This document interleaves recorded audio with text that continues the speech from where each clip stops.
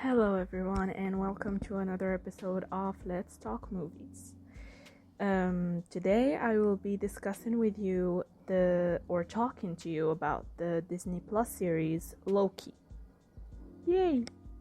But of course, as usual, before I start, spoiler alert for those who haven't seen it yet.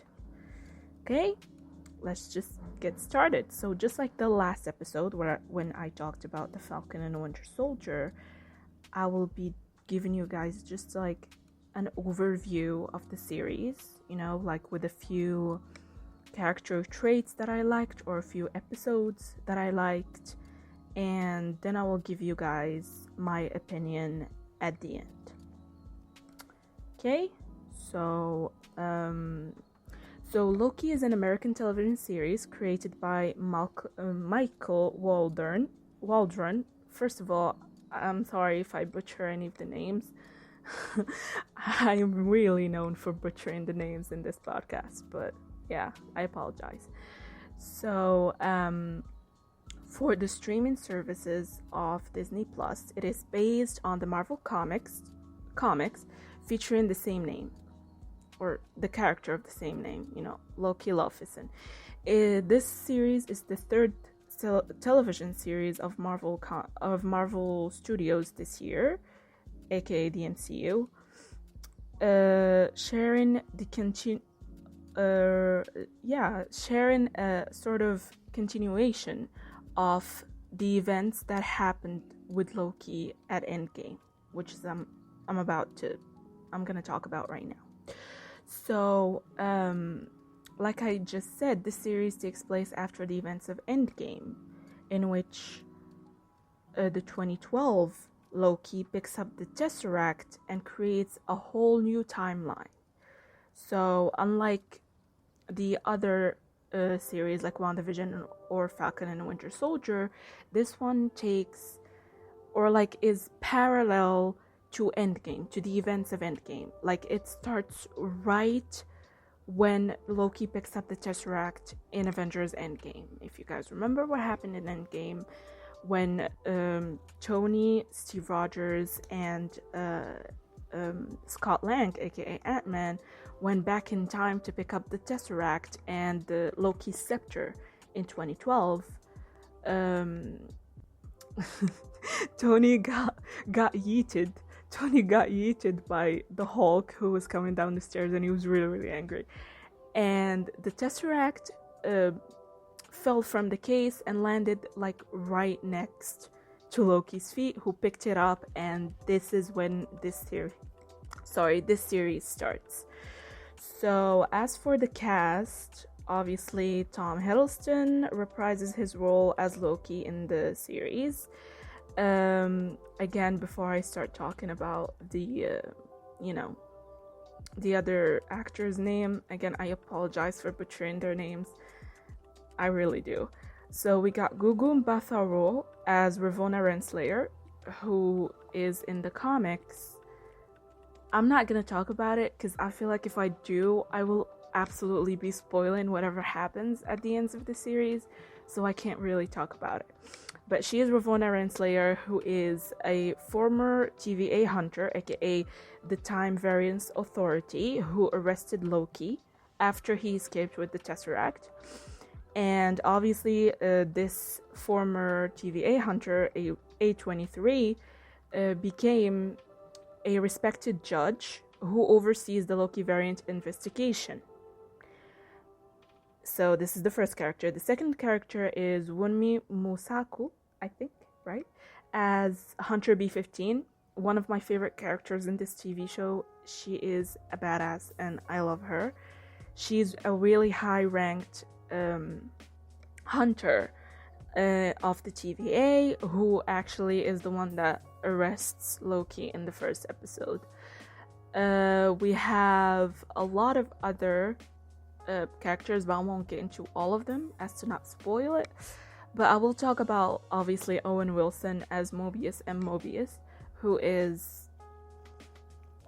I can't even start to describe how much I love Owen Wilson as an actor, and the fact that he got to play Mobius in such a way that is so incredibly funny and hilarious, and he's a sarcastic man, and it's just he played Mobius to perfection, and I really really loved him in this role. It was absolutely incredible. Yeah, so this is a sort of introduction of the series, as we know a little bit of the characters and their backgrounds and stuff like that. This series premiered on June 9th, sorry, 2021, and it is the first season, and obviously there's going to be another season coming real soon. We still don't know when it's going to be in the timeline, in the MCU timeline, but yeah, it's gonna like come out. They promised to make a season 2, so hopefully it will be as good as season 1 is.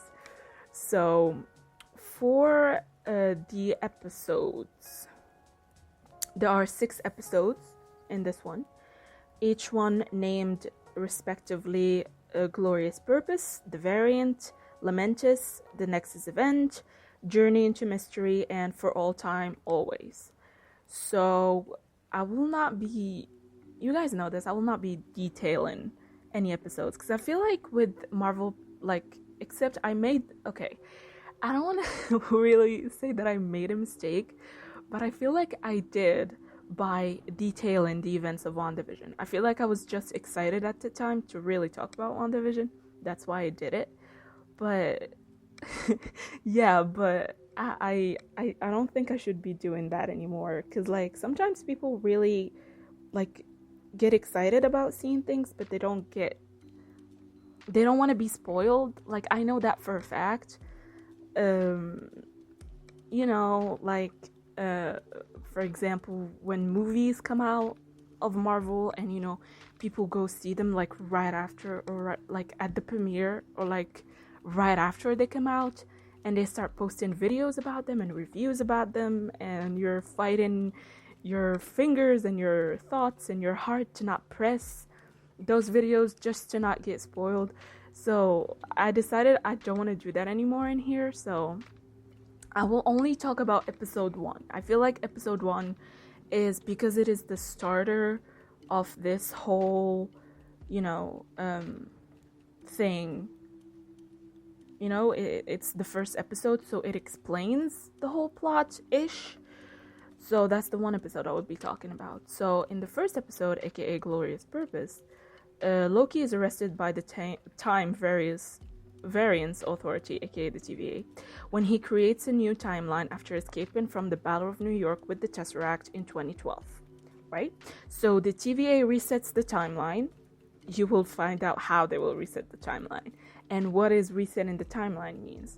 So, and this variant, the after they arrested him, he immediately became a variant. Again, you will realize what is a variant once you watch the series.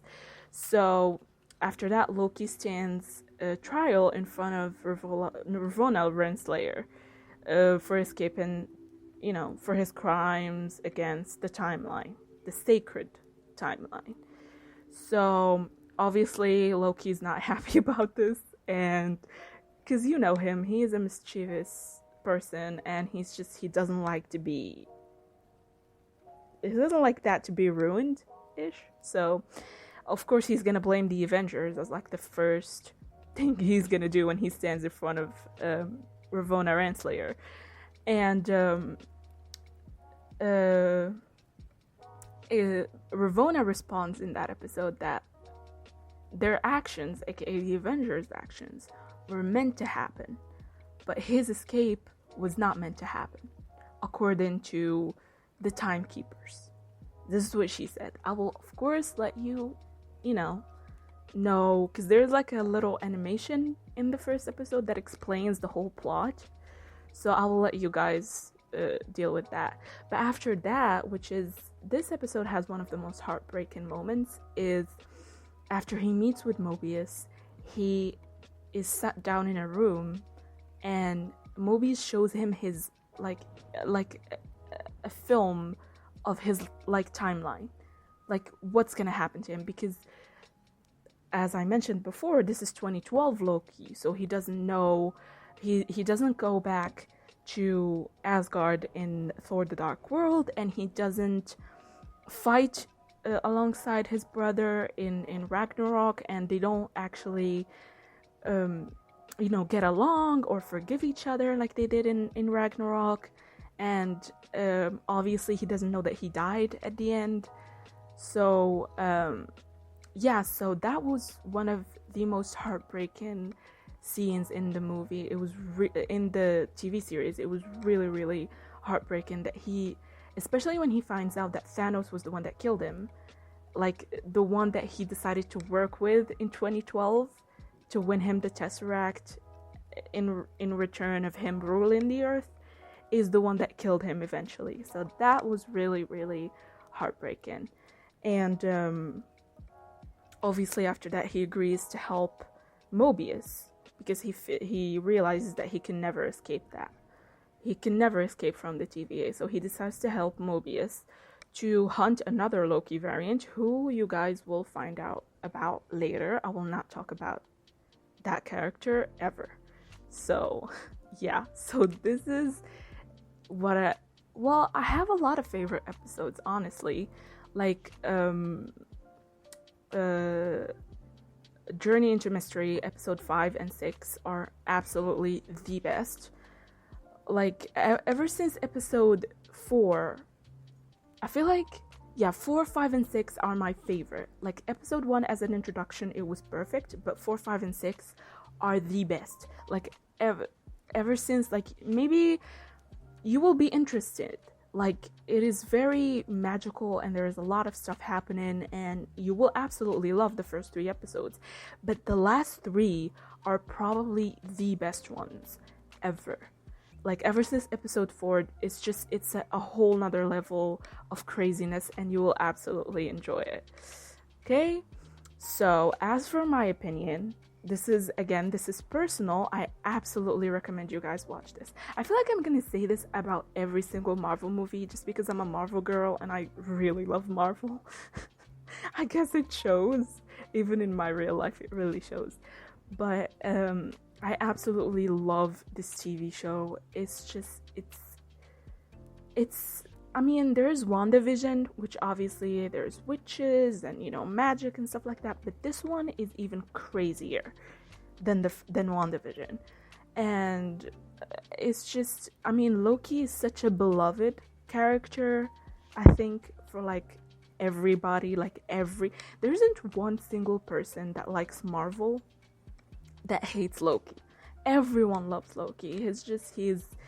He's sarcastic, he's crazy, he's magical, he's insane, and I absolutely love him. And this, for me, is, I wouldn't say the best, because I don't want to rank the TV shows, because each one of them is different than the other, but the plot of this one, I feel like, because WandaVision was not supposed to come out first. Like, as great as it is, it was not supposed to come out first, but obviously with everything that happened with COVID and stuff like that, they had to put it out first. Yeah. So, but other than that, I feel like Loki as a whole series is incredible. It is crazy, it is fun, and it sets future characters, which I will not discuss and I will not talk about, but it does set up, it introduces new characters who will be, talked about later in other Marvel films. So I absolutely recommend you guys watching it. It is absolutely fun and funny and hilarious and heartbreaking, and just, it's a whole package, and it was really, really fun to watch. And that's it. Thank you guys for tuning in to this episode. I hope you really, really liked it, and I really hope that you watch this series. It is short and fun and sweet, and you will finish it wanting more. That, I know that for a fact. You will finish this series wanting more. Yeah, so that will be it. Thank you guys for tuning in. Bye.